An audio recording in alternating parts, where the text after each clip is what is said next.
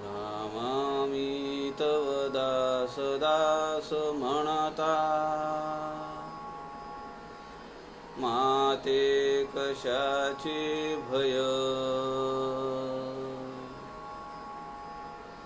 रामा जाईन ज्या स्थळी सुख घना,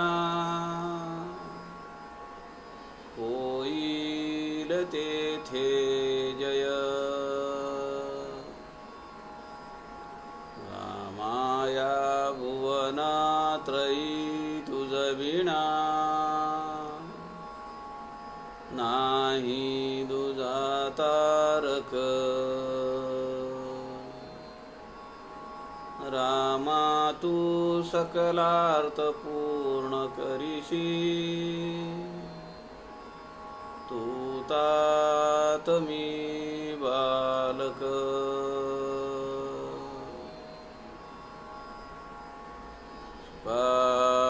सारिखे पूर्ण वैराग्य ज्याचे, वसिष्ठा परी ज्ञान योगेश्वराचे.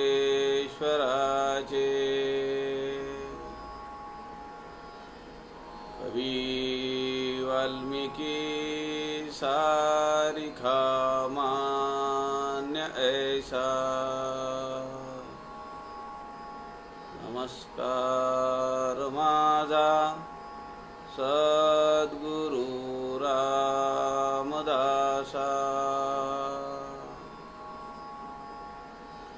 मला वाटते अंतरी त्वा वसावे, तुझ्या दासबोधासी त्वा बोध व्हावे. अपत्या परी पाजवी प्रेम रसा, महाराजया सद्गुरु रामदासा. जय जय रघुवीर समर्थ, सब संतन की जय.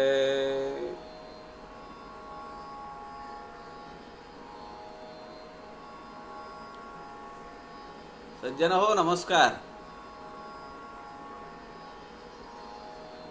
समर्थ रामदासांच्या ग्रंथराज दासबोध या अलौकिक अशा ग्रंथातील समासांचं चिंतन आपण करतो आहोत. संत समागम या फेसबुक लाईव्ह पेज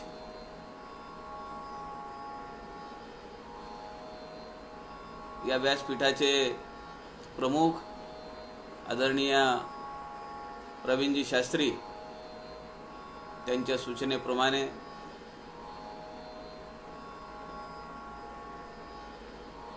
समर्थ वाङ्मयाचा प्रचार प्रसार व्हावा, अभ्यास करताना एक चिकित्सक बुद्धी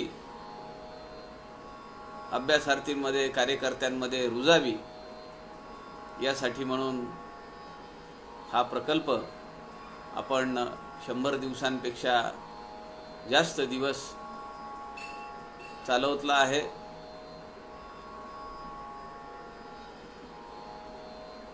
एकोणीस समास 19 दशक आपले पूर्ण होत आलेले आहेत.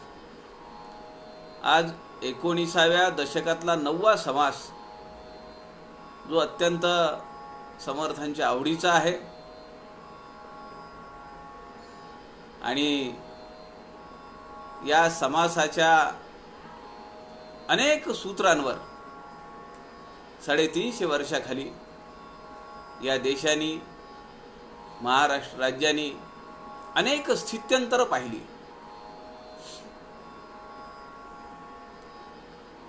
जे देशात कुठे घडू शकलं नाही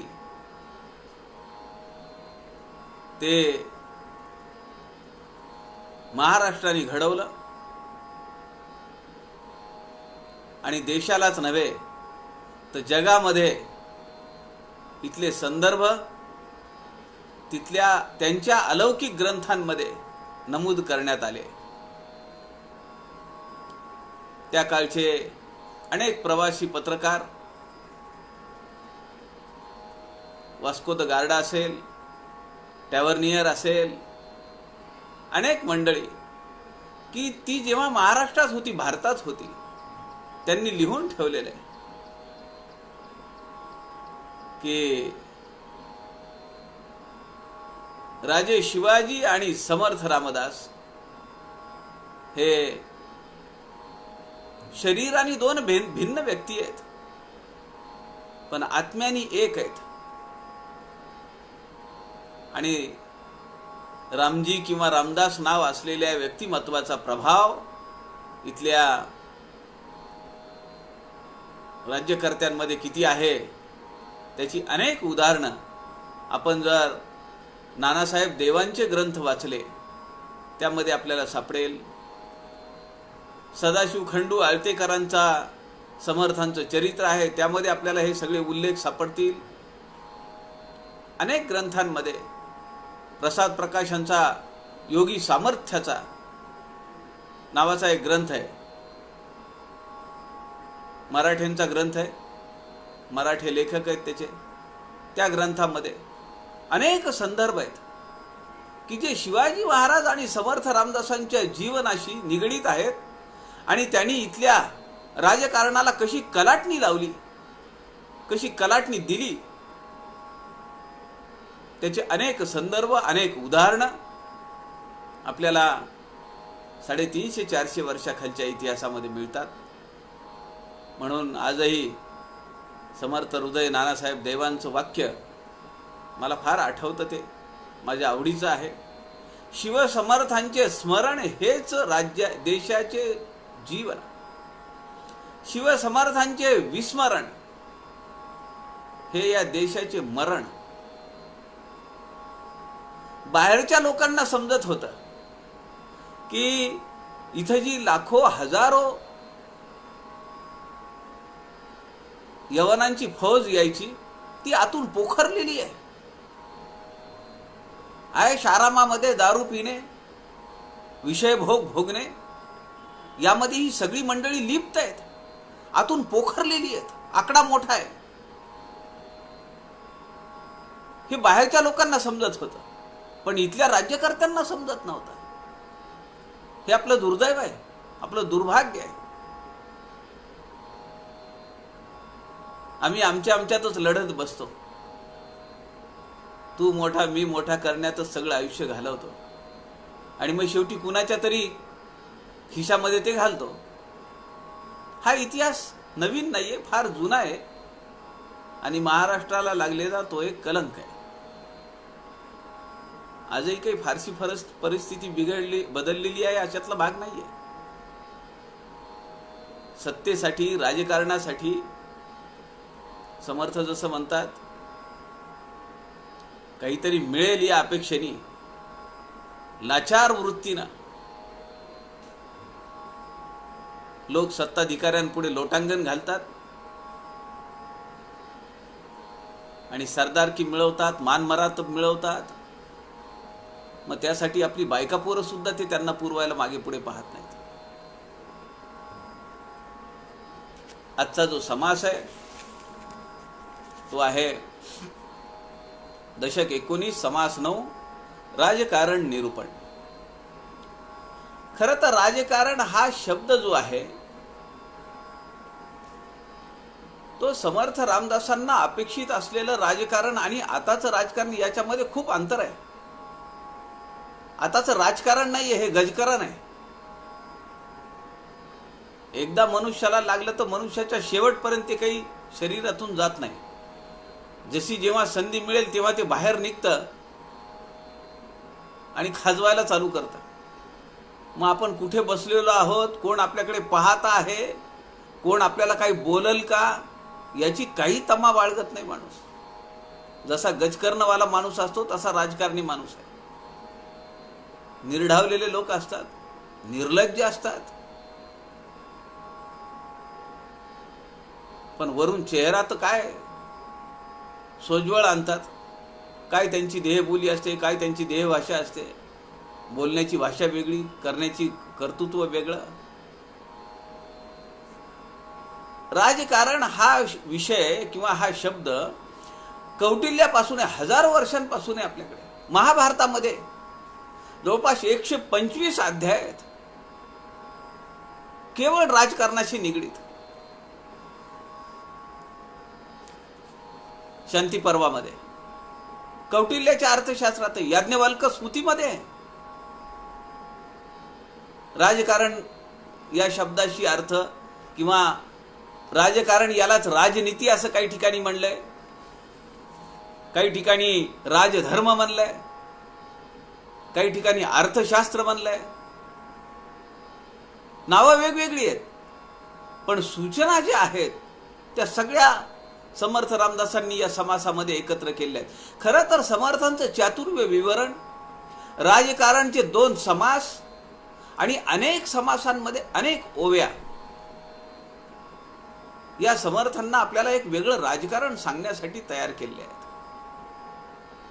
समर्थांनी त्या सूचना शब्दबद्ध करून ठेवलेल्या आहेत.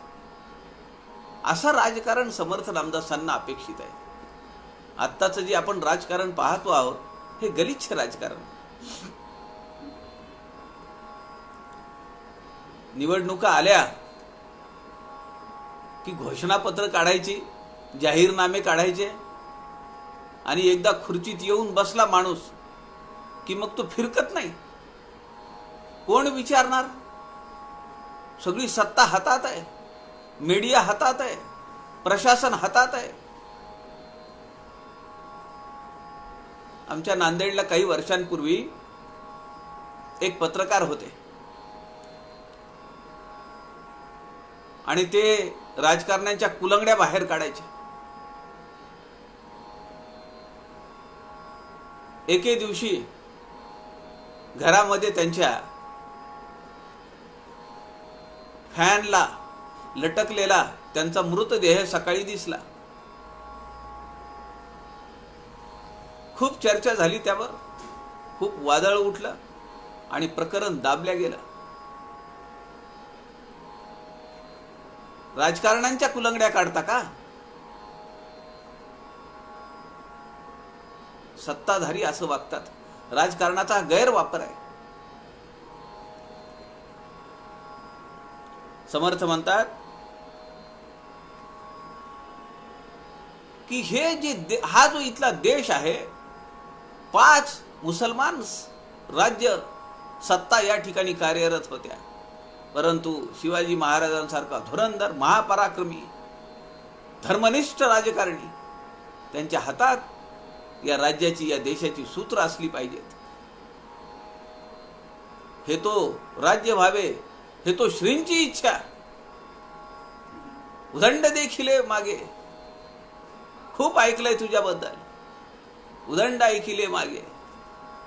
ते आता ऐकल्या गेल्याच्या गोष्टी नको, आम्हाला करून दाखव, त्या खानाचा वध करून दाखव.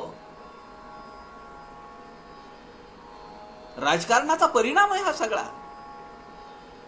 आता ज्यांनी डोळ्यावर चष्माच घातलाय खोटं बघण्याचा, त्याला काय करणार?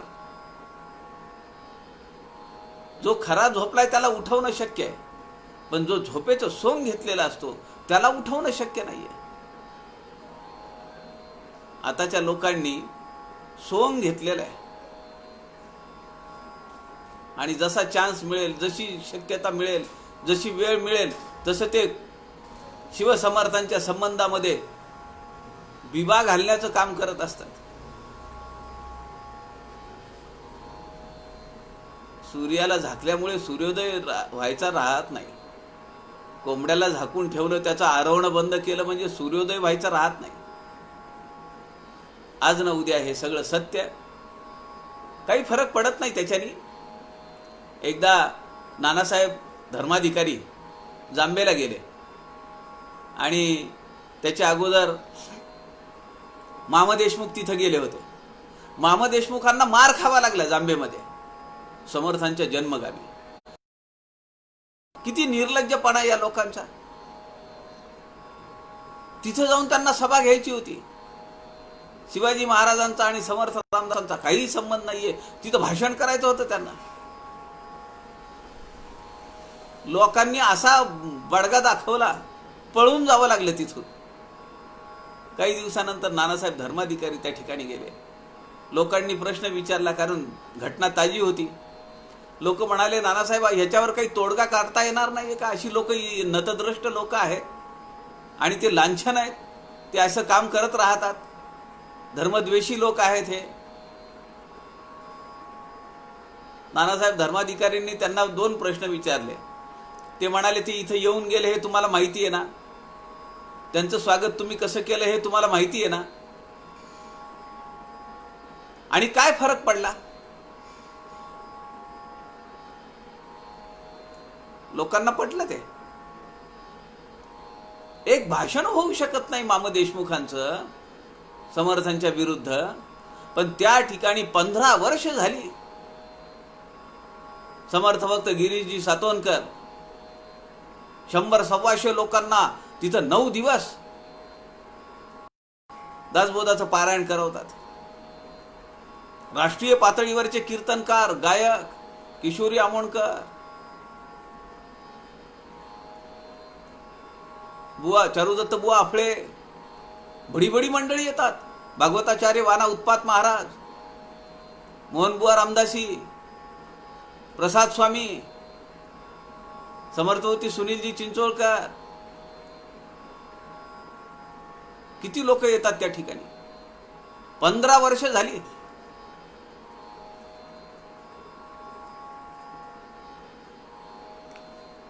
अशा राजाच्या हातामध्ये या देशाची, या राज्याची सगळी सूत्र राहावीत म्हणून समर्थ रामदासांनी एक विडा उचललेला आहे.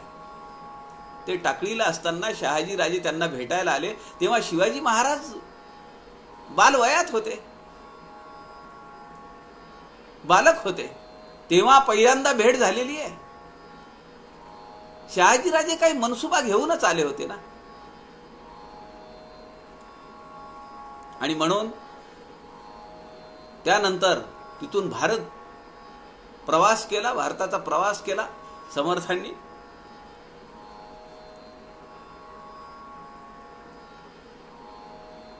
आणि महाबळेश्वरला उतरले. तिथून सुरुवात केलेली आहे. पहिला मठ तिकडचा आहे. टाकळीचा जर पहिला मठ, पहिला मठपती आणि पहिला मारुती जर सोडला तर महाबळेश्वर पासून सुरुवात केलेली आहे समर्थ रामदासांनी. त्या ठिकाणी 3 हिरे समर्थांना सापडले, थिटे, पिटके आणि चित्राव. आणि तिथून मग ती मठपतींची मांदियाळी चालू झाली. विनाकारण नाही मठांची रचना झाली. राजकारण केलं. इशारतीचे बोलो नये, बोलायाचे लिहो नये, लिहायाचे सांगो नये.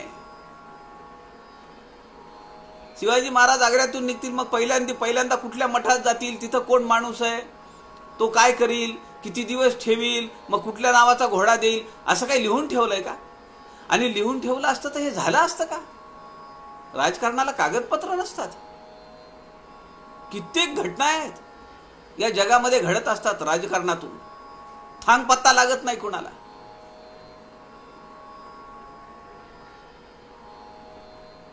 ओसामा बिन लादेनचा पाडाव केला, खात्मा केला, कुणाला समजलं का? झाल्यानंतर मग बातमी. हे राजकारण आहे. असा धुरंधर राजकारणी माणूस, चतुर, समर्थांना अभिप्रेत असलेला प्रधान सेवक या देशाला मिळालेला आहे. समर्थांच्या पठडीतलं सगळं वागणं आहे. इशारतीचे बोलो नये, बोलायचे सांगू नये, सांगायचे लिहो नये, सगळी योजना लावायची. पुलवामा हत्याकांड झाला आणि त्यानंतर काय योजना लागली. कित्येक महिने तिथले जे आतापर्यंतचे जे विखारी तोंड होते ते सगळे जायबंदी करून टाकले. 15 ऑगस्ट पहिल्यांदा देश स्वतंत्र झाल्यापासून मोठ्या अभिमानाने आणि डौलाने तिरंगा फडकला. कुठे सुद्धा अनुचित प्रकार नाही. सगळी माणसं तर मोकळी आहेत आता, पण त्यांच्या कुठल्या कुठल्या नसा कापल्यात माहित नाही मला. सगळं थंड आहे, शांत आहे. आलबेल काय दम दिला असेल.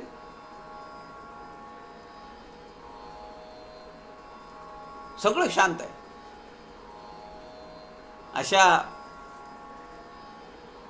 माननीय नरेंद्र मोदींना बिंदू माधव जोशींनी 1 वर्ष शिवनेरीवर बोलावलेलं होतं शिवराज्याभिषेकासाठी. आणि बिंदू माधव जोशींचा लेख आलेला आहे सकाळमध्ये. 15 मिनिटं राहिली आहेत फक्त.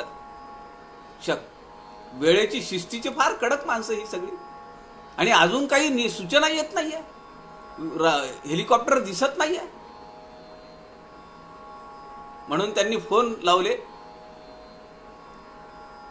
काय झालं, कुठपर्यंत आहेत. गुजरात राज्याचे मुख्यमंत्री. काय प्रसंग आहे बघा.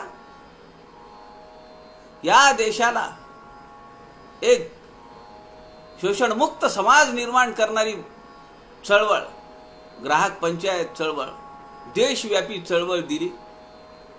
त्यांच्या निमंत्रणावरून हिंदवी स्वराज्य संस्थापक क्षत्रिय कुलावतंस शिवाजी महाराज त्यांच्या जन्मोत्सव राज्याभिषेकासाठी एक धर्मनिष्ठ कर्तव्यनिष्ठ माणूस येतो आणि वेळेत येतो. आणि माननीय नरेंद्र मोदींच्या हस्ते तिथं पाळणा हलवण्यात आलेला आहे. मोठा आनंददायी प्रसंग आहे. आम्हाला बिंदू माधव जोशी फार ते सुरेख रंगवून सांगायचे. आजचा जो आपला समास आहे तो आहे दशक 19 समास 9 राजकारण निरूपण. श्रीराम समर्थ श्रीराम. ज्ञानी आणि उदास समुदायाचा हव्यास, तेणे अखंड सावकाश एकांत सेवावा श्रीराम. जेथे तजविजा कळती अखंड चाळणा निगती, प्राणी मात्राची स्थिती गती कळो येते श्रीराम. जरी हा चाळणाची करीना तरी काहीच उमजेना, हिशेब झाडाची पाहिना दिवाळखोर श्रीराम. काय म्हणतायत समर्थ.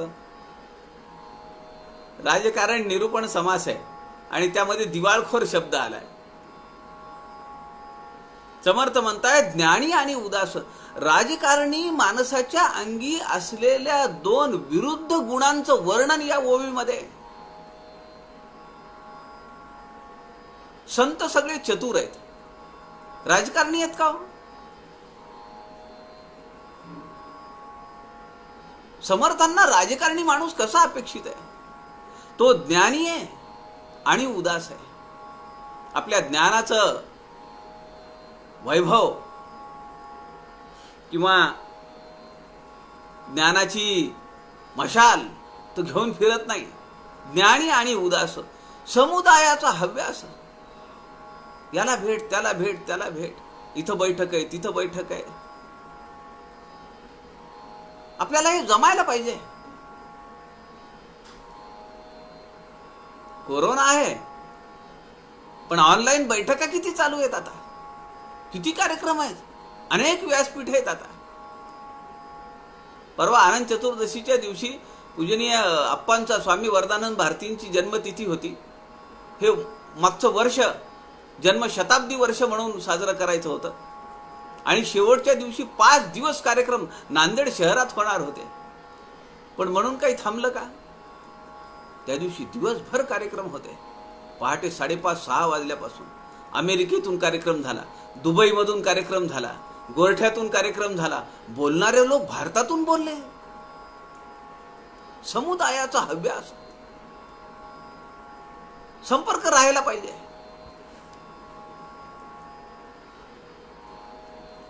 ब्राह्मण मंडळ्या मिळवाव्या, महाराष्ट्र धर्म वाढवाव्या, संत मंडळ्या मिळवाव्या. आपण पाहिले ना मागच्या समासात अनेक मंडळ चालवता आली पाहिजेत. तरीच समर्थ पदवी विवेके होते, समर्थ सांगतायत, रामदास स्वामी सांगतायत. तरच विवेक आणि समर्थ पदवी तुम्हाला मिळेल. आपल्या गावामध्ये किती मंडळ आहेत आपल्याला विचार करायला पाहिजे. नसतील तर उभा केली पाहिजे. समुदायाचा हव्यास तेणे अखंड सावकाश एकांत सेवावा. एकांतावर समर्थांचा किती भर आहे बघा. राजकारणी लोकांना वेळ नाहीये. एक मिनिट, कधी आत्मपरीक्षण करतील? कधी त्यांच्या मनात तरी विचार येईल का की आपल्यामुळे किती लोकांना दुःख भोगावं लागलं? ते तर त्यांच्या मस्तीतच आहेत. किती लोक माझ्या मागे पुढे झुलतायत त्याच्यासाठी. पण माझ्या बोलण्यामुळे, माझ्या कृतीमुळे, माझ्या काही कर्तृत्वामुळे किती लोकांना अपमान भोगावा लागला, किती लोकांची कुटुंब उद्ध्वस्त झाली, किती लोकांचे शिव्या शाप मला मिळणार आहेत, याचा विचार नको करायला. कायम लोकांच्या गराड्यात. म्हणून समर्थ म्हणतात एकांत सेवन केला पाहिजे. जयास एकांत मानवला सर्व आधी कळे त्याला. एकांताशिवाय दीर्घ सूचना नाहीये. जेथे तजविजा कळती एकांतात, जेथे म्हणजे एकांतामध्ये, जेथे तजविजा कळती अखंड चाळना निगती, प्राणी मात्राची स्थिती गती कळो येते श्रीराम. लोक कसे आहेत? आनंदात आहेत का सुखात आहेत का दुःखात आहेत का कष्टी आहेत का अत्याचाराखाली दबलेले आहेत का कुणाच्या प्रेशर खाली आहेत? ही स्थिती आहे. कोण कुठे चाललाय, कोण कुठून येणार आहे, कोण कधी येणार आहे, ही गती आहे. स्थिती आणि गती ही केव्हा कळेल? एकांतात काही चालना केली तर, काही विचार विमर्श केला तर, काही खलबत केली तर, काही मसलती केल्या तर. एक संदर्भ आहे की शिवाजी महाराज आणि समर्थ रामदास राजगडावर एकत्र बसले आणि खंडो बल्लाळांनी, इतिहासामध्ये त्याचा उल्लेख आहे, खंडो बल्लाळांनी सगळ्यांना बाहेर काढलं आणि ते बाहेर उभे राहिले. काय चर्चा झाली आहे?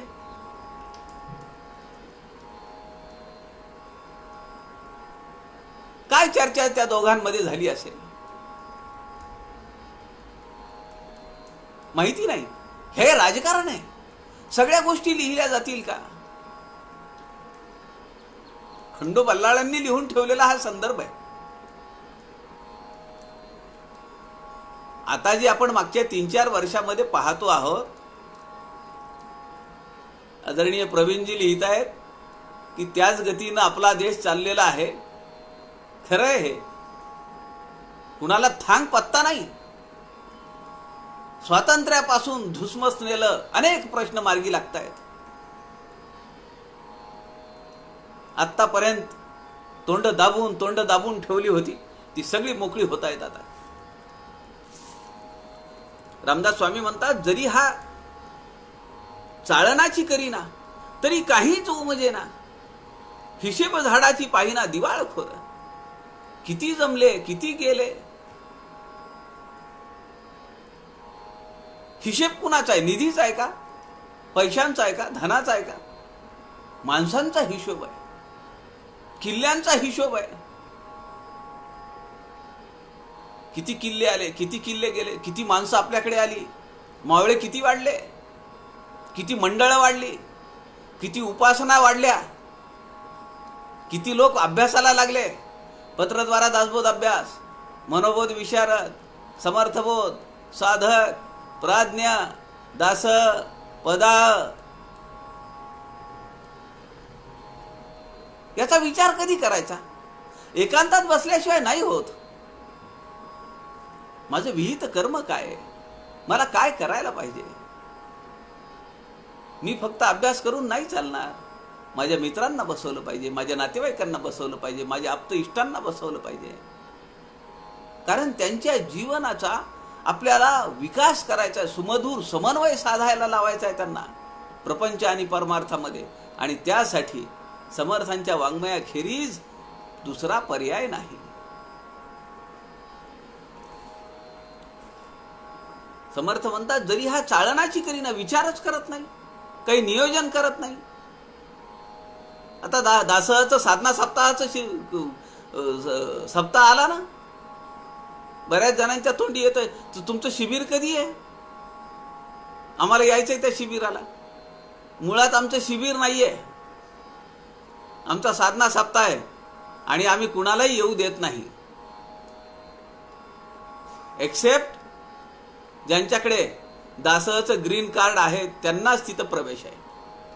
7 दिवस हा ग्रंथ, अलौकिक अद्भुत ग्रंथ ज्या ठिकाणी निर्माण झाला,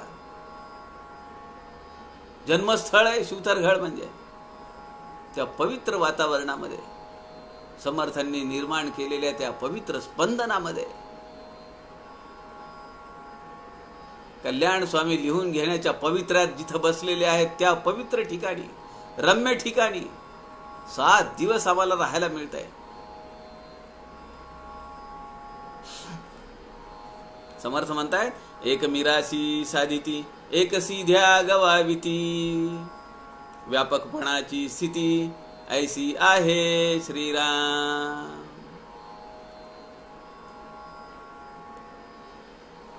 हो, बरोबर आहे. जे त्या मुशीमध्ये घडलेले आहेत ती सगळी मंडळी इथं आहेत, पहिल्या दिवसापासून आहेत, टिकून आहेत, नेटानी आहेत, सातत्याने आहेत. संत रामदास म्हणतात, एक मिराशी साधिती, जे चालना करतात, योजना लावतात, संकल्पना करतात, प्लॅनिंग करतात, ते मिराशी साधिती, इनाम मिळवतात, प्रमाणपत्र मिळवतात, मोठा मान सन्मान मिळवतात, समाजामध्ये वतन मिळवतात, राज्य मिळवतात. गोधरा हत्याकांड काय प्लॅनिंग आहे, किती खटले दाखल झाले. अहो, ज्या अमेरिकेने त्यांना व्हिसा नाकारला येऊ नका म्हणून, त्याच अमेरिकेने आतापर्यंत 3 वेळा रेड कार्पेट अंथरली का नाही? कशाचा परिणाम आहे हा? सगळा समर्थ स्थापित राजकारणाचा परिणाम आहे. म्हणून या राज्याचे राज्यपाल माननीय कोश्यारी हिंदी मधला दासबोध मागून घेतात, हिंदी मधले मनाचे श्लोक मागून घेतात. अटल बिहारी वाजपेयी म्हणतात की हा ग्रंथ जर माझ्या हातात लागला असता तर माझ्या आयुष्यातल्या अनेक चुका मी केल्या नसत्या. टिळकांना जेव्हा अटक झाली तेव्हा 2 बॉम्ब तयार करणारी माणसं कुठं सापडली? गडावर सापडली आहे, ती तिथून अटक केली आहे त्यांना. राजकारणाची स्थिती गती कळो येते, कुठं काय चाललंय, कुठं काय चाललंय.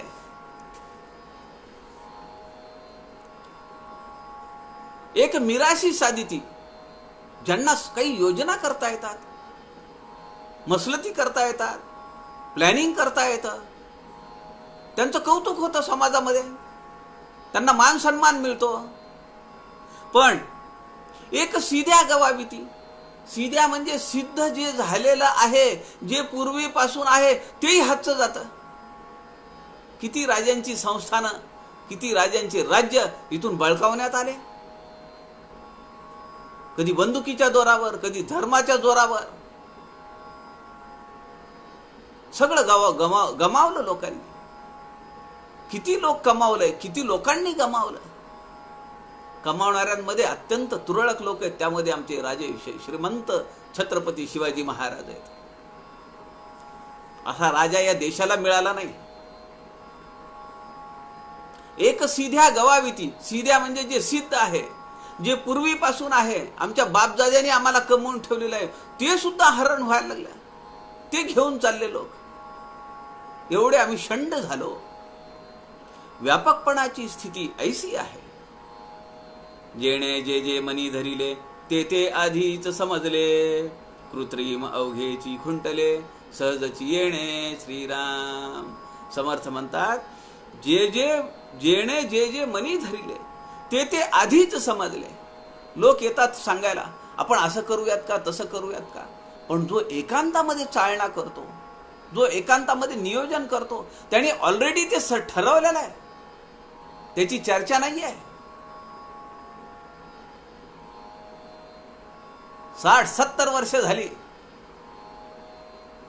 जे जे दुखणी आहेत ती सगळी मुळासकट निघणार आहेत. आता मी परवा म्हणालो ना आपल्याला, माननीय नरेंद्र मोदींच्या हातामध्ये बासरी बघून एकाने खाली लिहिलंय, सीधा क्यों नहीं कहते अगला शिलान्यास मथुरा में है. ज्याला एकांतात राहता येतं. आत्ता आपण पाहिलंय निवडणुकीच्या नंतर किती तास एकांतात समाधी लागलेली आहे. एकांतात राहता आलं पाहिजे. आपण प्रयत्न केला पाहिजे. 1 तास, 2 तास, 3 तास. आणि ज्यांना हे जमतं त्यांना घडीत जाता येतं. मग तिथं एकांत आहे, निवांत आहे. दिवस कुणी येत नाही. करा साधना, करा पुढच्या जीवनाचं प्लॅनिंग. समर्थांच्या वाङ्मयाचा प्रचार प्रसार कसा करायचा,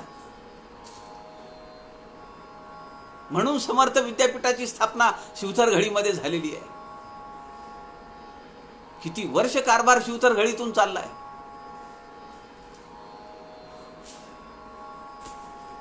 अखंड राहता सलगी होते, अतिपरिचय अवज्ञा घडते. या कारणे विश्रांती ते घेता न ये श्रीराम. समर्थ म्हणतात, एकाच ठिकाणी जास्त दिवस राहून चालत नाही. एके ठाई बैसोन राहिला तेणे व्यापची बुडाला.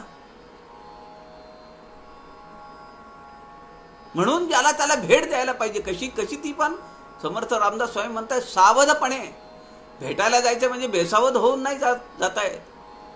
मास्क लावला पाहिजे, हात स्वच्छ धुतले पाहिजेत. हा सावधपणा आहे का नाही. एके ठाई बैसोन राहिला तेणे व्यापची बुडाला. सावधपणे ज्याला त्याला भेटी द्यावी.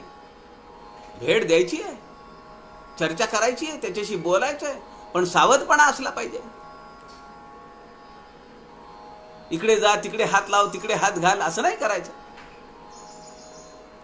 मग ते येऊ देतील का आपल्याला पुन्हा घरी. म्हणून सावधपणे भेटी द्यावी. सध्याची परिस्थिती काय आहे. 350 वर्षापूर्वी का शब्द लावलाय समर्थ रामदासांनी. त्यांना माहिती अशी वेळ येणार आहे. लोक बेसावधपणे वागतील, बडा बडा बडा बडा करत फिरतील, तोंडाला काही बांधणार नाहीत, हात स्वच्छ धुणार नाहीत, डोळ्याला हात लाव, नाकाला हात लाव, तोंडाला हात लाव करतील. म्हणून समर्थ रामदास म्हणाले, दंतचक्षु आणि घ्राण पाणी चरण आणि वसन, सर्वदा जयाचे मळीन तो एक मूर्ख श्रीराम. प्रातःकाळी उठावे मग शौचाशी दूरी जावे, जे कोणाशी न ठावे. किती लिहून ठेवलंय हो समर्थ रामदासांनी.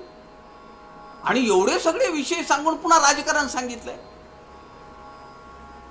एवढा राजकारणाचा साकल्याने विचार केलेला 350 वर्षाखाली कुणी महानुभाव नाहीये.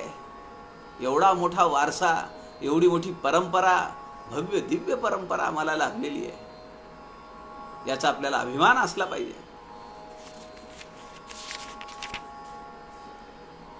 अखंड राहता सलगी होते. एकाच ठिकाणी राहणं चुकीचं आहे. मग मठ करून ताठा निर्माण होतो. काल मी उदाहरण दिलं तुम्हाला. काही ठिकाणी असे प्रसंग घडलेले आहेत, त्याचा साक्षीदार आहे मी. माणूस एका ठिकाणी राहिला की तो तिथला संस्थानिक बनतो, तिथला राजा समजतो स्वतःला. आणि ती नशा काही अशी असते. त्या गृहस्थानी मला सांगितलं, मी जात होतो तिथं, तर ते मला म्हणाले की तुम्ही पुढच्या वर्षी याल तेव्हा माझं नाव या बोर्डावर पाहाल.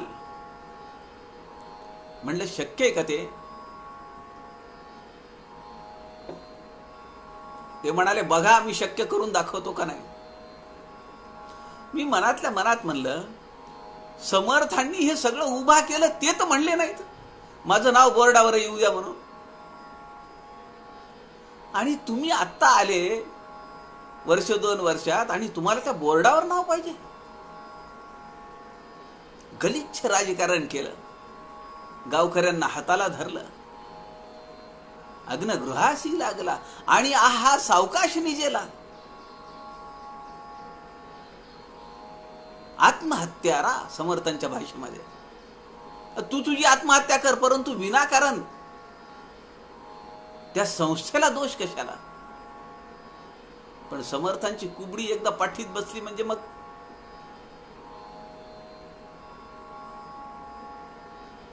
काही खरं नाही.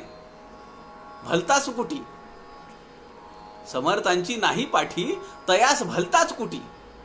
आता कुणी कोण कोण कुटतंय? अखंड राहता सलगी होते. म्हणून साधकांनी जास्त दिवस कुठेही राहू नये. प्रापंचिकांनी घरात जरी असलं तरी त्या आविर्भावात राहू नये की माझं सगळं चाललं पाहिजे इथं. विनाकारण आपण लुडबुड करू नये.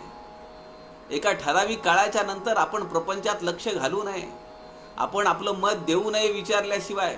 निर्णय तर कधीच देऊ नये. विचारलं तर मत द्यावं. Let him decide.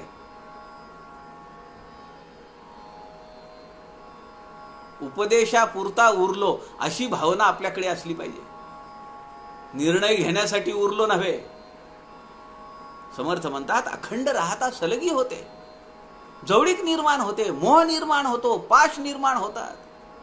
अखंड राहता सलगी होते, अतिपरिचय अवज्ञा घडते. मग लोक गळ्यात हात घालतात.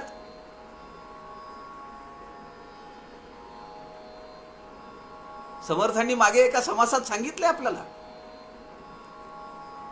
जो बहुतास सोसीना त्यास बहुत लोक मिळेना. लोकसंघटन करणाऱ्यासाठी अहो दासबोध हा लोकसंघटकांचा कारखाना आहे. कारखाना हा कारखाना आहे. इकडे माणूस घालायचा आणि बाहेर निघतो तो लोकसंघटक. अभ्यास केला का लोकसंघटक, अभ्यास केला का लोकसंघटक. पण खरा विश्वास ठेवून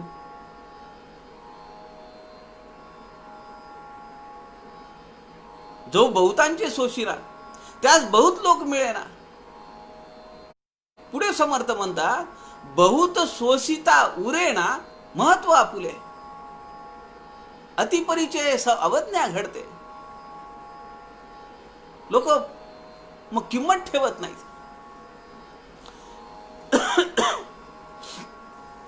अखंड राहता सलगी होते, अतिपरिचय अवज्ञा घडते. या कारणे विश्रांती ते घेता न ये. श्रीराम. विश्रांती म्हणजे काल जी आपण विश्रांती पाहिली, जेणेकरिता विश्रांती वेळ आपणासी फावे. उपाधी लक्षण निरूपण. उपाधी सोडून दिली पाहिजे. आल्या गेल्याची क्षिती नाही ऐसे झाले पाहिजे. ऋणानुबंधे मिळाले सर्वही. आपणास उपाधी मुळीच नाही. ऋणानुबंधे मिळाले सर्वही. आल्या गेल्याची क्षिती नाही ऐसे झाले पाहिजे. आज मला ह्या मठावर आणून ठेवलंय. एखादी जबाबदारी दिली आहे. एका जिल्ह्याची जबाबदारी दिली आहे, विभागाची जबाबदारी दिली आहे, मंडळाची जबाबदारी दिली आहे. मी इथला मालक नाही आहे, विश्वस्त आहे. उपभोग शून्य स्वामी आहे.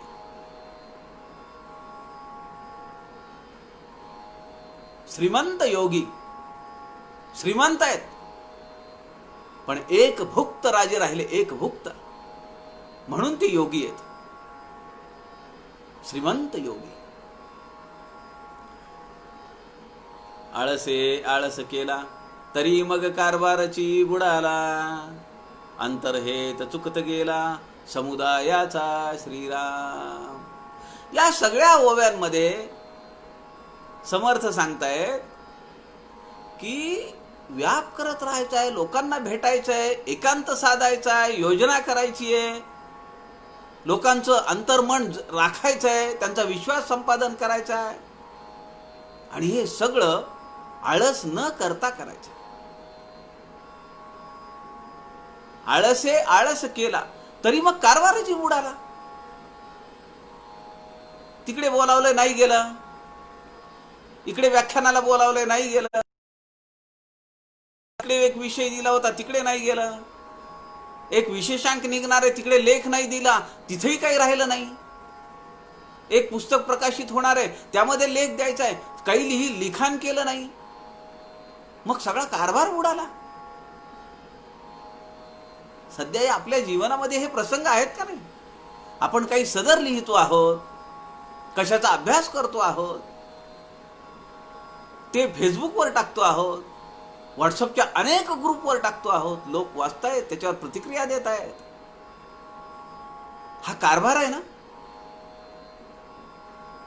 मग हे जर नाही केलं तर आळसाने, लॉकडाऊन आहे, ऑफिसला जायचं नाही, घरातली कामं करायची नाही, आळस येतोय अंगामध्ये, नाही करायचं, मग कारभार बुडेल. एवढी सुवर्ण संधी आहे, एवढा हाताशी वेळ आहे, त्याचं चीज नाही करायला पाहिजे का? ऋतुपर्ण नावाचं मासिक आहे, श्री सुरेंद्र गोगटे आणि सौ स्नेहा गोगटे, दोघेही समर्थ भक्त आहेत. श्रीराम विशेषांक काढतायत आता, दसऱ्याला येणार आहे तो अंक. अनेक लोकांचे लेख मागितलेत त्यात.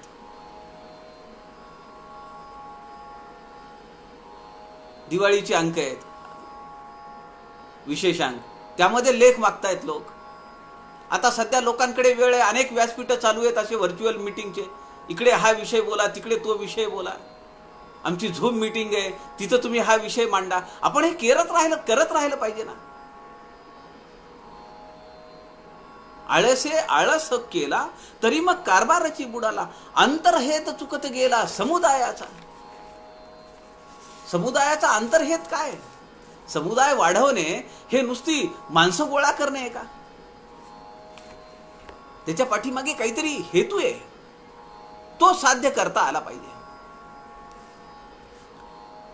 काय हेतू आहे?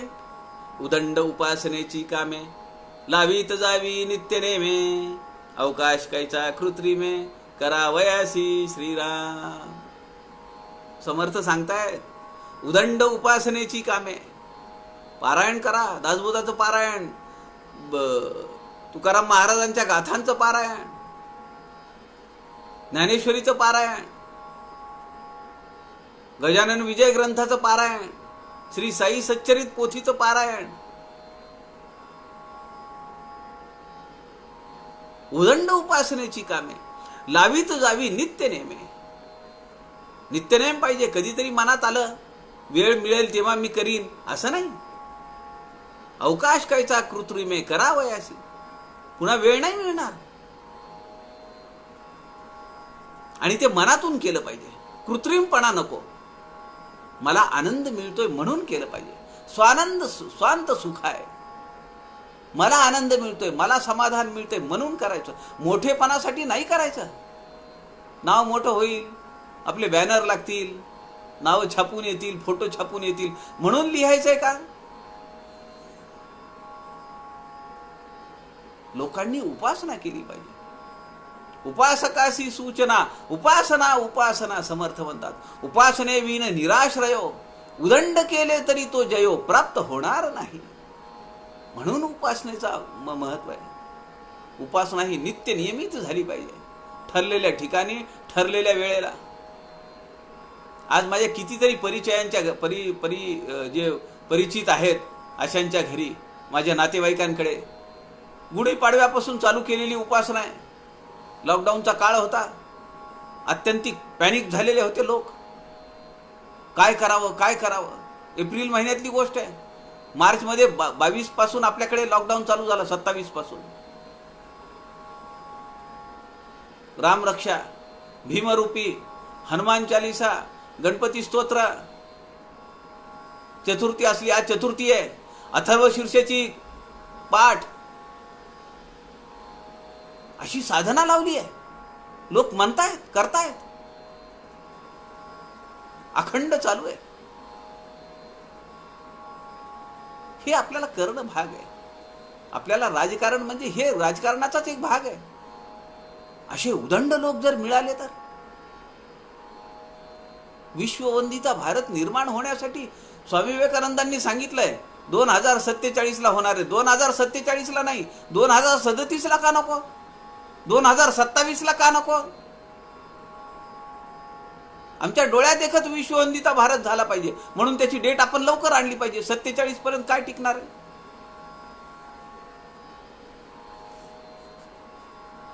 उदंड उपासनेची कामे लावीत जावी नित्य नेमे, अवकाश कैचा कृत्रिमे करावयासी श्रीराम. आता राजकारणी माणसांनी कसं केलं पाहिजे, समर्थांचं राजकारण कसं आहे ते आता पुढे समर्थ पुढच्या ओळीमध्ये आपल्याला सांगताय.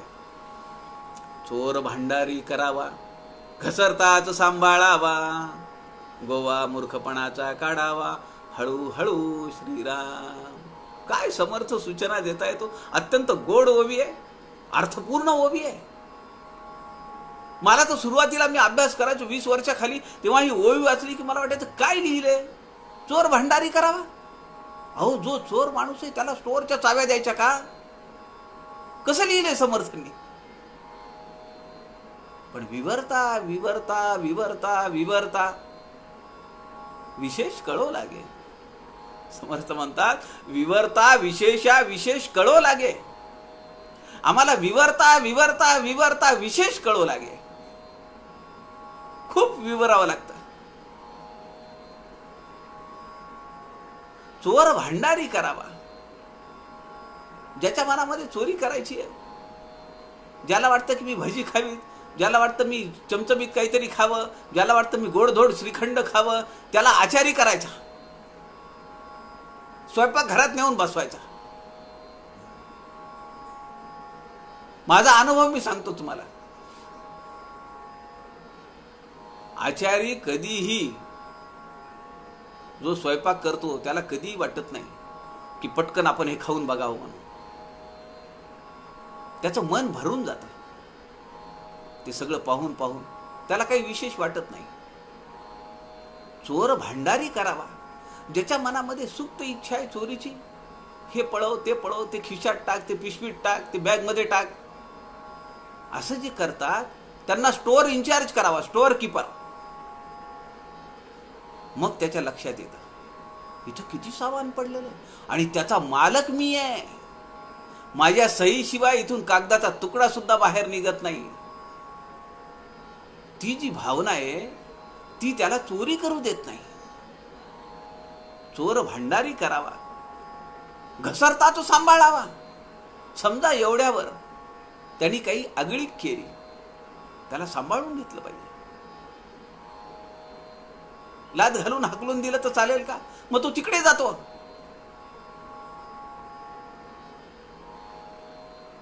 दुसऱ्या गटाला जाऊन मिळतो आणि तो म्हणतो मला माहिती आहे सगळं, त्यांचं स्टोअर मध्ये कुठे काय ठेवलेलं आहे ते सगळं मला माहिती आहे, मी सांगतो तुम्हाला, मारा रात्रीचा डल्ला. म्हणून समर्थ म्हणतात घसरताच सांभाळावा, मूर्खपणाचा काढावा, हळूहळू. पटकन नाही होणार हे. असं आहे की चोरी करणं किंवा अशी वासना ही काही एका क्षणात निर्माण होत नाही, टप्प्याटप्प्याने ती विकसित होते. लहानपणी शाळेमध्ये जाताना काहीतरी घ्यायचंय म्हणून घरातलेच 10 पैसे काढ, 1 रुपया काढ, 5 रुपये काढ. पैसे नाही मिळाले, एखादी वस्तू उचल, ती बाहेर देऊन मोकळं हो. आणि हळूहळू मग तो जरा निर्ढावत जातो. एका क्षणात किंवा एका दिवसात होणार हे संस्कार नाहीये, ते असे कुसंस्कार होऊ शकत नाहीत, टप्प्याटप्प्याने होतात. म्हणून त्याला ते काढण्यासाठी सुद्धा वेळ द्यावा लागतो. म्हणून समर्थ म्हणतात हळूहळू. माणसं कशी राखली पाहिजेत, माणसं कशी सांभाळली पाहिजेत. राजांच्या काळामध्ये किती अन्याय केले आपल्या सरदारांनी, समज दिली एकदा दोनदा, आणि मग त्याचा पाय काढ हात काढ असं केलेलं आहे. या अवघ्या पाहिल्याच गोष्टी, प्राणी कोणी नव्हता कष्टी, राजकारणे मंडळ वेष्टी, चहूकडे श्रीराम. समर्थ म्हणतात, या अवघ्या पहिल्याच गोष्टी, ज्याला राजकारण करायचंय, ज्याला समाजकारण करायचंय, त्यांनी हे पूर्वीपासून चालत आलेलं आहे, याचा अभ्यास केला पाहिजे. पूर्वीपासून म्हणजे महाभारतापासून, कौटिल्यापासून, चाणक्य नीतीमध्ये सगळं सांगितलंय, याज्ञवल्कांनी सांगितलंय, नारदांनी सांगितलंय नारद स्मृतीमध्ये, शांती पर्वामध्ये महाभारताच्या 120-125 काहीतरी अध्यायात राजनीती सांगितलेली आहे.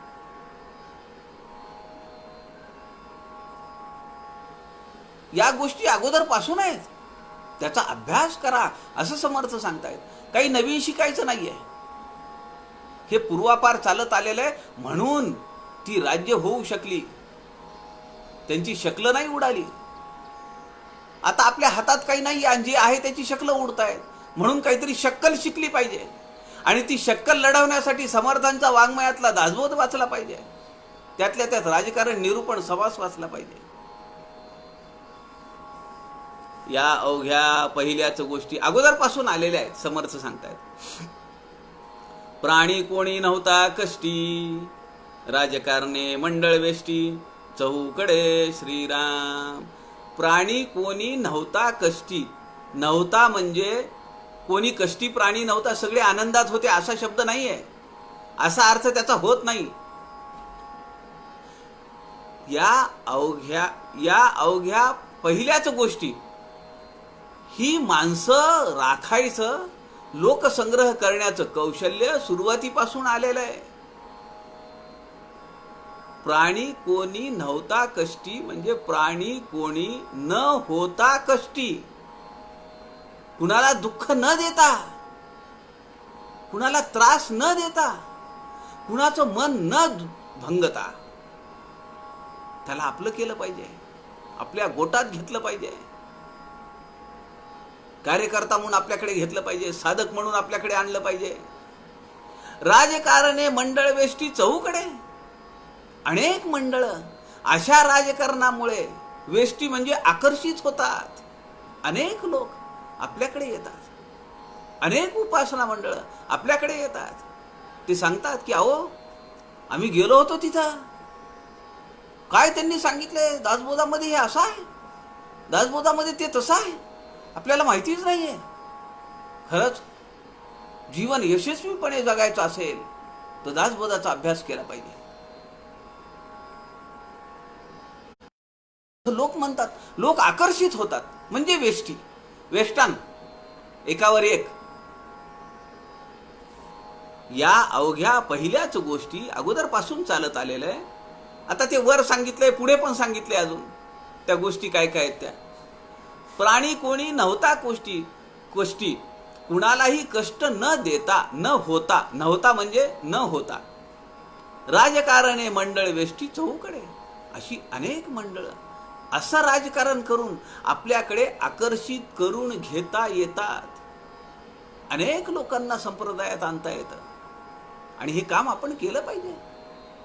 अहो ही मूळ संकल्पना आहे ना, हे आपल्याला वाटणं स्वाभाविक आहे. कारण का, त्या बिंबाचं प्रतिबिंब आहे ना हे परब्रह्माचं. एकोहम बहुश्याम, माझ्यासारखे अनेक झाले पाहिजेत, अनेक दासबोधाचे अभ्यासार्थी झाले पाहिजे, अनेक समर्थ वाङ्मयावर लिखाण करणारे लोक झाले पाहिजेत, त्यावर प्रवचन देणारे लोक झाले पाहिजेत, बोलणारे लोक झाले पाहिजेत. एकोहम बहुश्याम. किती दिवस एकटं राहायचं, किती दिवस संकुचित राहायचं. घेई आपोषण ब्रह्मांडाचे.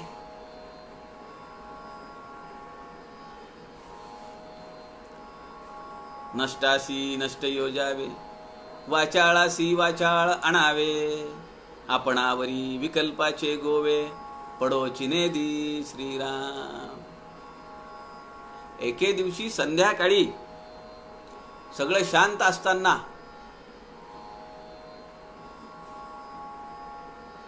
राष्ट्राला संबोधून भाषण करताना नोटाबंदी जारी केली. असंच सगळे बेसावध असताना, सगळे ज्याच्या त्याच्या घरामध्ये रममाण असताना 317वा कलम काढला. असंच एके दिवशी भल्या पहाटे कोर्टामध्ये केस चालवली आणि एवढ्या वर्षापासून, शेकडो वर्षापासून आमचं जे राम मंदिर होतं ते मोकळं केलं. काय काय अजेंडावर ते सगळं गुप्त आहे, त्याची चर्चा नाही आहे. समर्थ म्हणतात, नष्टाशी नष्ट योजावे, वाचाळासी वाचाळ आणावे, आपणावरी विकल्पाचे गोवे पडोची नेदी. सगळी योजना लावून तयार, आपण फक्त जाऊन सांगायचं, संपला विषय, पुन्हा घरात जाऊन बसा. सगळी यंत्रणा काम करते. धनी कोठे दिसेची ना, कारण तो पुन्हा एकांतात जातो.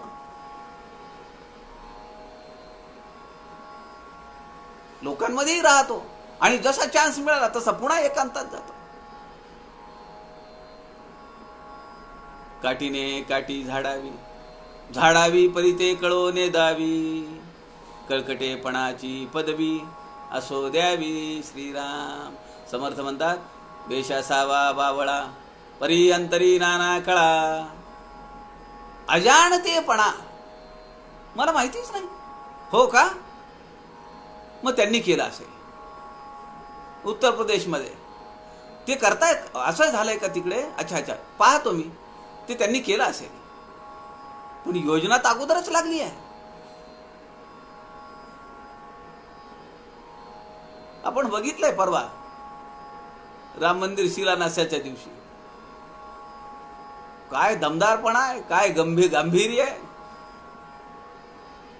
काठीने काठी झाडावी, झाडावी परी ती कळोच नेदावी. काट्याने काटा काढायचा आहे,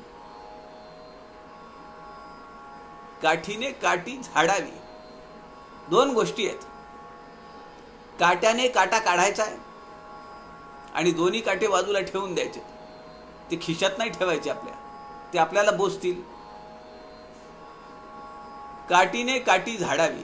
झाडाच्या एका काठीला अनेक फळं लगडलेली आहेत, ती झाडून काढायची आहेत. मग ती काठीनच काढायची आणि ती सगळी फळं आपल्या पिशवीत घ्यायची आणि घरी निघायचं. काठीने काठी झाडावी, झाडावी परी ते कळो नेदावी. त्याचा थांगपत्ता नाही लागला पाहिजे, त्याची चर्चा नाही. इथं उद्या ते 8 दिवसांनी काय बजेट सादर होणार आहे, त्याच्या चर्चा आत्ताच फुटतं ते बजेट आणि लगे भाव वाढायला चालू होतात. परी ती कळोची नेदावी. काय योजना लावली आहे, कसा आमचा संप्रदाय वाढणार आहे, चर्चा नाही. अभ्यास वर्ग घ्यायचा. आम्ही मागच्या वर्षी घेतला होता. औरंगाबादवरनं बोलावली लोक, औरंगाबादवरनं बोलावली, त्यांनी प्रवचनं दिली, भाषणं दिली. किती लोक कामी अभ्यासामध्ये लागले. औरंगाबाद, नांदेडच्या लोकांनी सांगितलं तर लक्षात नाही येत,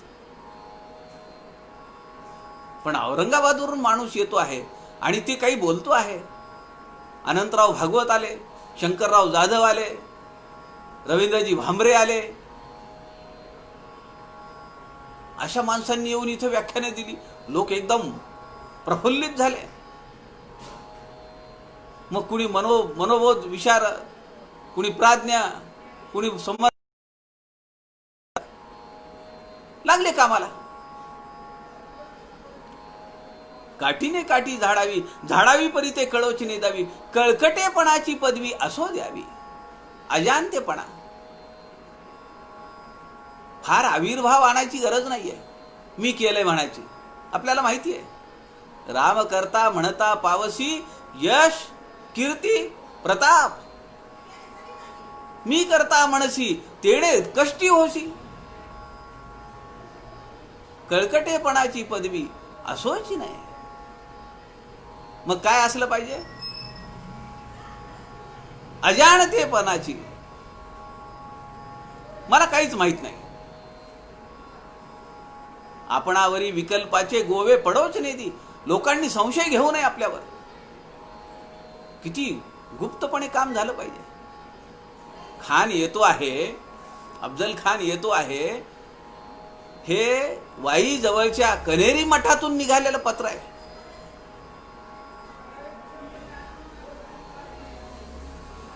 कन्हेरी मठातून निघालेलं पत्र आहे.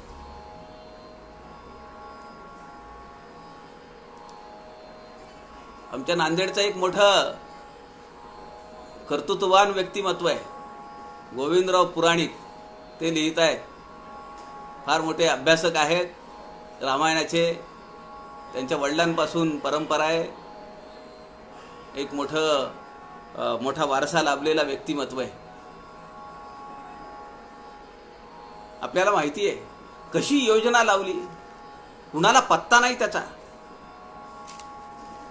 आणि कन्हेरी मठातून ते पत्र निघालं. आपण त्याचा विचार केला? काय योजना आहे बघा ना तुम्ही. वाईमध्ये खान येऊन थांबलेला आहे. खरं तर ते एक छोटं गाव, पण खानाच्या राहुट्यांमुळे एक मोठी वस्ती, एक मोठं शहर उभं राहिलं. आणि तिथं जो मठ आहे, त्या मठातून वासुदेव शास्त्री गोसाव्यांनी लिहिलेलं पत्र आहे. विजापूरचा सरदार निघाला आहे. आणि शेवटी त्यात लिहिलंय, एकांती विवेक करो आणि इष्ट योजना करावी. विवेके करावे कार्य साधन. जाणार नरतनू हे जाणो न जा, पुढील भविष्यार्थी मन राहटोची नये. विजापूर चालू नये असन्मार्गी, सत्त त्या बाणले अंगी. रघुवीर कृपा ते प्रसंगी, दास महात्म्य वाढवी. सरदार रजनीनाथ आणि दिनकर करीती संचार, घालिता ती येर झार. लाविले भ्रमण जगदीश्वर. ते भ्रमण करतायत, सगळे माहिती गोळा करतायत.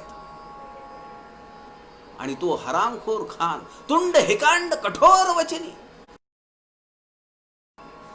अहो, राजकारण म्हणायचं, किती वेळा राजकारण शब्द आलाय.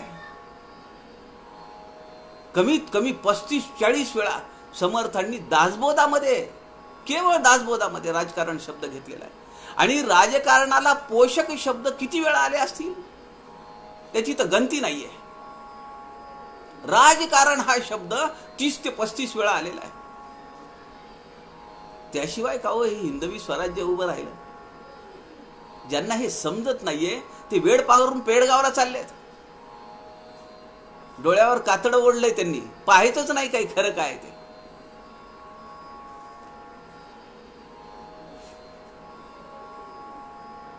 न कळता करी कार्य जेते, ते काम तत्काळची होते.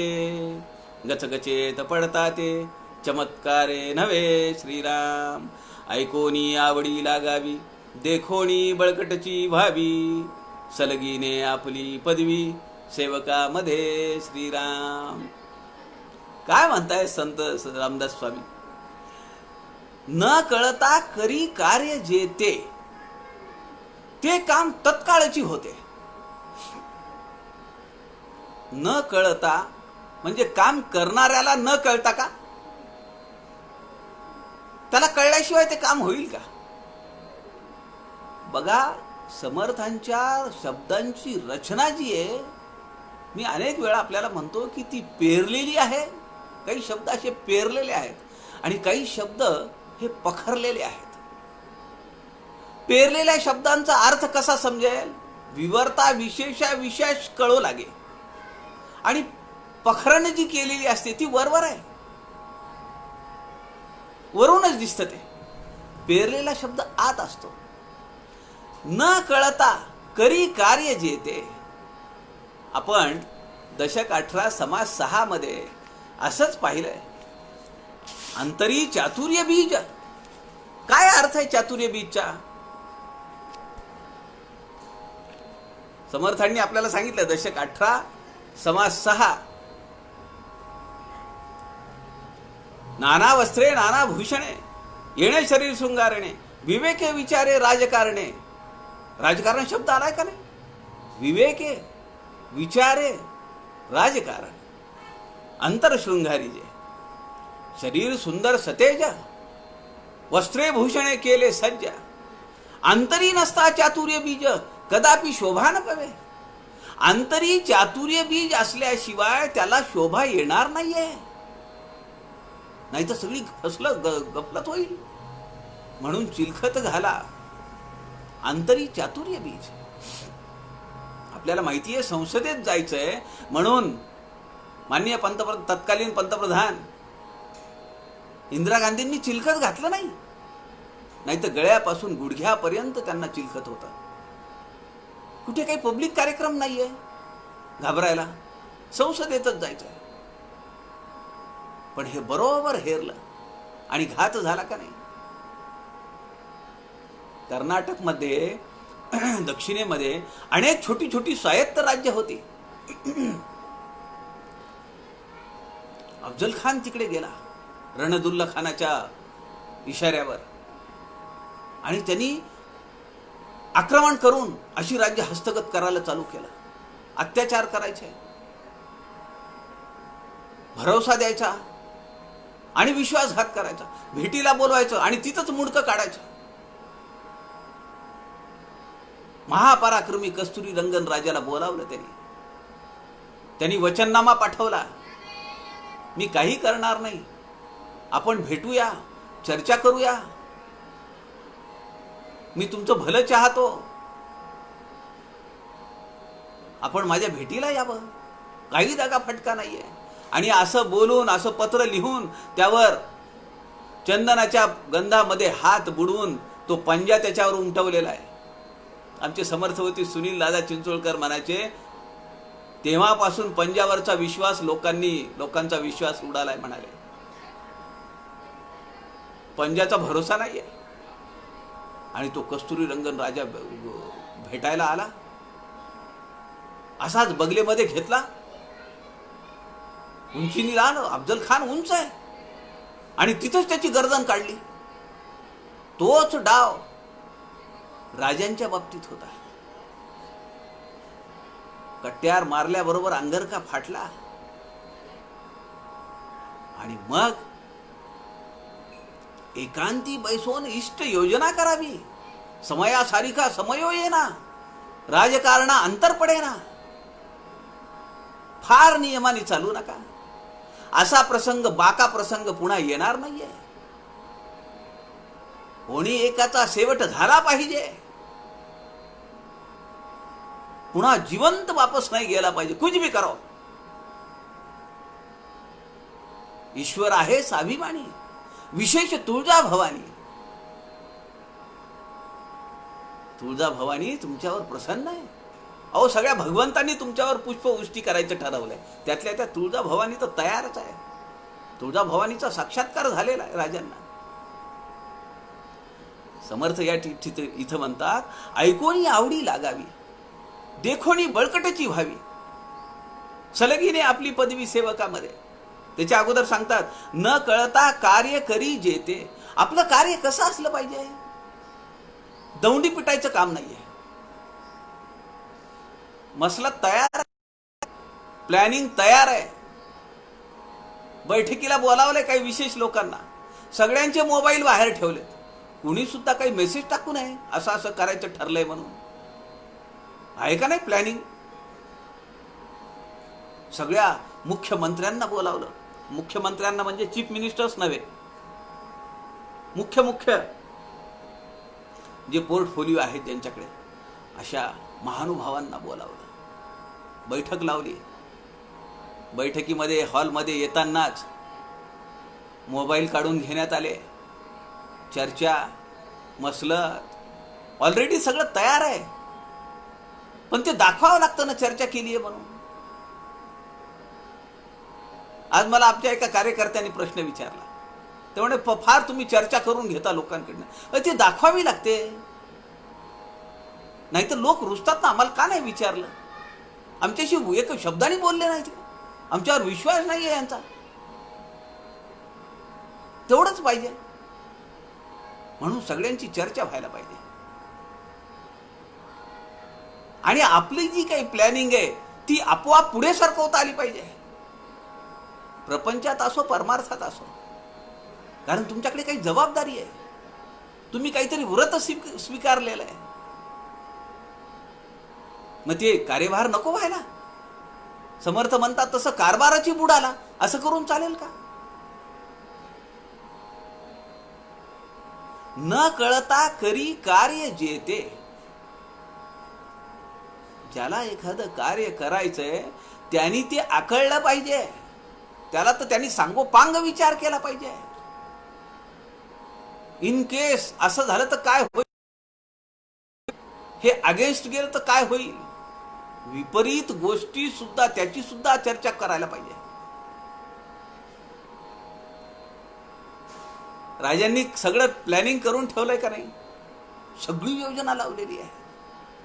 अहो, तोफांमध्ये दारू गोळा भरून ठेवलेला आहे, सगळं प्लॅन्ड आहे. फक्त बत्ती द्यायचं काम आहे. आणि बत्ती दिली, आवाज झाला की झाडा झुडपांमध्ये, जावळीच्या जंगलात जे टपून बसलेले मावळे त्यांनी खाली हर हर महादेव म्हणून उडी घेतली पाहिजे, खांडोळी केली पाहिजे.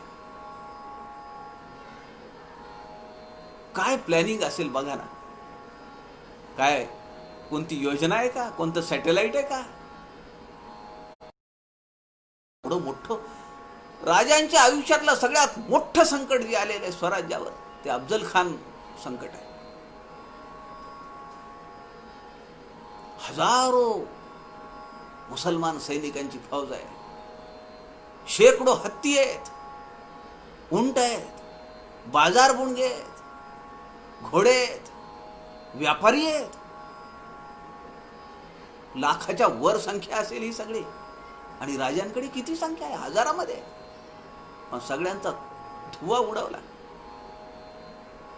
ज्याला हे कार्य करायचंय, समर्थ म्हणतात तो राजकारणी, चतुर माणूस, ज्ञानी माणूस, लोकशरण वृत्तीनं वागणारा महंत, लोकसंघटक, लोकसंग्राहक, त्यांनी त्याचा सगळा अभ्यास केला पाहिजे. त्यांनी कळता असलं पाहिजे. आणि न कळता म्हणजे इतरांना जास्त त्याची चर्चा नको, दौंडी पिटायला नको.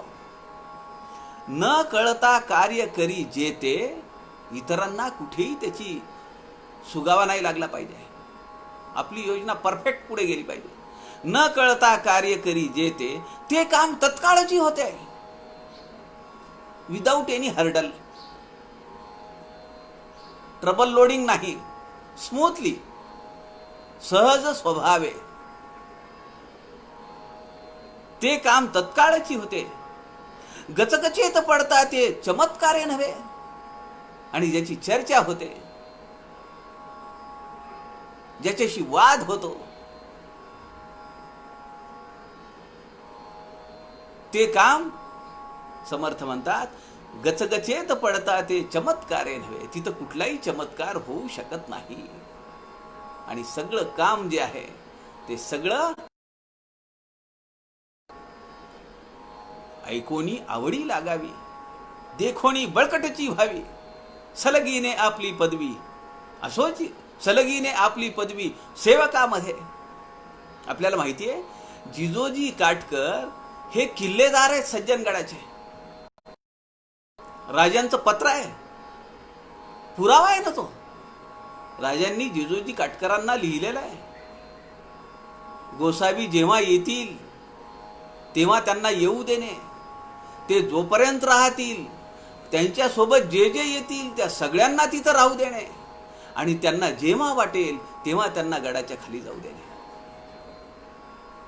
हे सगळं करत असताना आता पावसाळा आहे तोंडावर, ते सगळे कौलारू व्यवस्थित करून घ्या, कुठेही गळता कामा नये. शेजघरामध्ये विशेषतः गळू नये. स्वामींचा निवास तिथं आहे, आम्ही दिलेला पलंग तिथं आहे. स्वामी तिथं विश्राम करतील, आराम करतील. तिथं जर पाणी गळालं तर तुमचं काही खरं नाही. जिजोजी काटकरांना असा आदेश राजांनी दिलेला आहे. पण दुर्दैवाने काय झालं की एका पावसाळ्यामध्ये ती शाकारणी झाली नाही. दुर्लक्ष झालं किल्लेदाराचं आणि पावसाळ्यामध्ये गळायला लागलं. ते लक्षात आलं. कुणीतरी राजांना जाऊन सांगितलं. महाराज म्हणाले, आपल्या स्वामींच्या शेजघरामध्ये पाणी गळतंय आणि हे किल्लेदारांनी दुर्लक्ष केलेलं आहे. तुमच्या आज्ञापत्राचं उल्लंघन आहे. आता आपल्या सद्गुरूंच्या सांगूनही शेजघरामध्ये पाणी गळतंय, त्यांच्या निवासाच्या खोलीमध्ये पाणी गळतंय, आपली अवज्ञा केली आहे सांगून सुद्धा राजांना राग येणं भागे का नाही? द्या म्हणले, कडेलोट करून टाका. आता जिजूजी काटकर आले आणि समर्थांच्या पायांना पकडून बसले. ढळ ढळ ढळ अश्रू गळतायत. पश्चाताप दग्ध जिजूजी काटकर आहेत. समर्थांच्याही लक्षात आलं, चुकून राहिलेलं आहे. बघा राजकारण कसं असतं. पश्चाताप झालाय, परम अन्याय करून आला आणि नमस्कार घातला. श्रेष्ठींनी काय करायला पाहिजे? क्षमा करायला पाहिजे. समर्थ श्रेष्ठी आहेत, मग त्यांनी क्षमा तर केलीच पाहिजे. मग समर्थांनी, हे राजकारण आहे, माणसं कशी राखावीत. पश्चाताप झालाय ना, ठीक आहे, असू दे. गळाला एखाद्या ठिकाणी काय फरक पडतो, पण केलंय ना नंतर. बरं, आता तुझी अडचण काय? तो म्हणला, कड्यावरून हाकून फेकून द्यायला सांगितलंय मला, जीव जाईल माझा, मी मेलो, आता मला वाचवा. ते म्हणाले, ठीक आहे, याचं नाव बदलून टाका म्हणले. नाव बदललं की मेला. काहीतरी शास्त्रातला उपाय. आणि मग ते राजांपर्यंत ते सगळं प्रकरण गेलं. अगोदरच राजांना सूचना गेलेली आहे की आम्ही हँडल करतो, ते काही हरकत नाही, फार काही मोठा इश्यू नाही आहे, तुमच्या पाठीमागं खूप मोठं राजकारण आहे. आणि जिजूजी काटकर वाचले. समर्थ इथे जे म्हणतात, ऐकोनी आवडी लागावी, देखोनी बळकटीची व्हावी. समर्थांकडे पाहिल्यानंतर, त्यांच्या कर्तृत्वाकडे पाहिल्यानंतर मनातले सगळे विकल्प गेले पाहिजेत.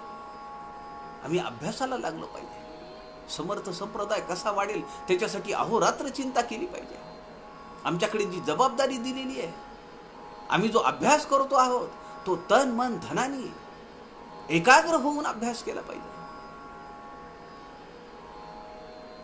देखोनी बळकटीची व्हावी, सलगीने आपली पदवी सेवकामध्ये. सलगीने, सलगी आहे, पण अतिपरिचयात अवज्ञा आहे का? समर्थ सुरुवातीला इथं म्हणतात, अखंड राहता सलगी होते, अतिपरिचय अवज्ञा घडते, या कारणे विश्रांती ते घेता नाही. आणि इथं समर्थ काय म्हणतात, सलगीने आपली पदवी सेवकामध्ये. आत्मीयतेमुळे ती सलगी कशी आहे? पाठीवरनं हात फिरवला, अरे ठीक आहे, तुला वाईट वाटतंय ना, चुकून झालं ना तुझ्याकडनं, हरकत नाही, काळजी करू नको, चिंता करू नको, भिवू नको.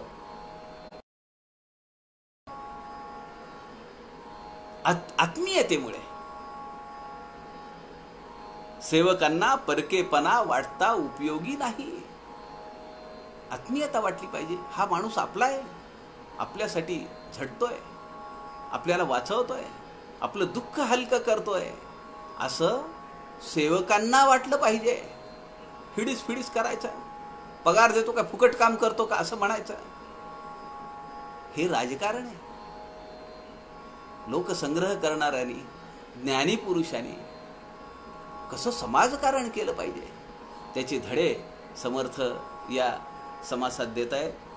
31 ओव्या आहेत, पण आपल्या 14 ओव्या झालेल्या आहेत.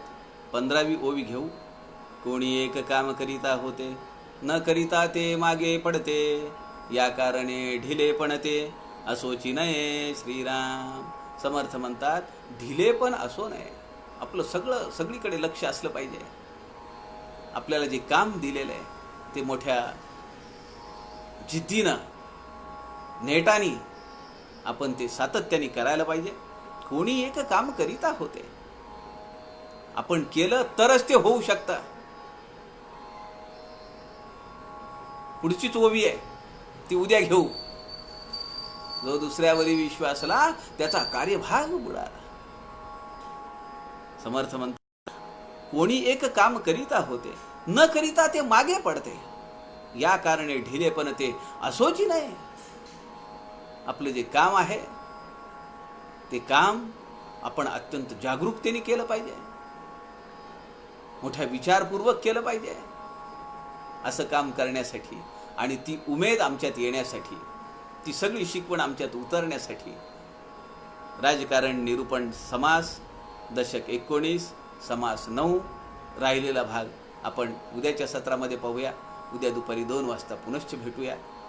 झालेली सेवा समर्थांच्या चरणी अर्पण करतो. आपल्या सगळ्यांच्या हृदयस्थ परमेश्वरास नमस्कार करतो. जय जय रघुवीर समर्थ.